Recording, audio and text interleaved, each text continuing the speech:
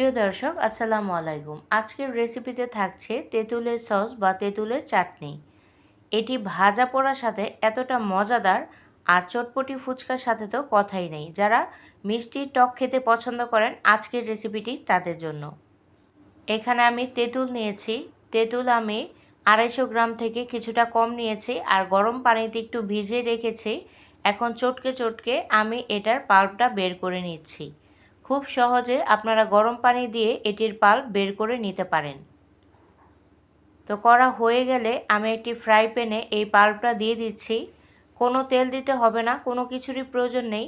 আমি যেভাবে ঘরোয়াভাবে করছি সেভাবেই আমি দেখাচ্ছি। হাফ চা চামচ থেকে একটু বেশি দিয়ে দিলাম লবণ।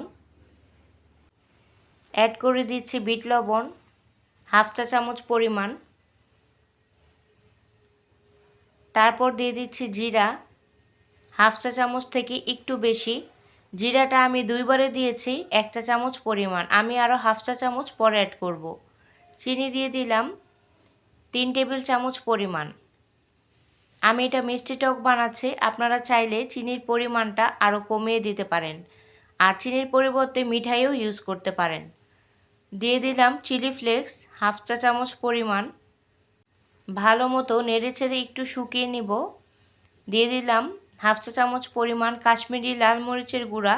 এটা দিয়েছি যেন চাটনির কালারটা সুন্দর হয়। এটাতে ঝাল আসবে না খুব বেশি, কালারটা সুন্দর হবে। এখন খুব ভালো মতো এটা মিশিয়ে নিয়ে আমি আরেকটু পানিটা শুকিয়ে নেব। আপনারা এটা সংরক্ষণ করতে চাইলে এখানে সাদা সিরকাটা ইউজ করবেন 1 টেবিল চামচ বা 1 চা চামচ পরিমাণ। আমি ইউজ করলাম না কারণ আমি অল্প পরিমাণে করেছি আর এটা আমার খাওয়া হয়ে যাবে। তো আমি আর কিছুটা শুকিয়ে নিয়েছি।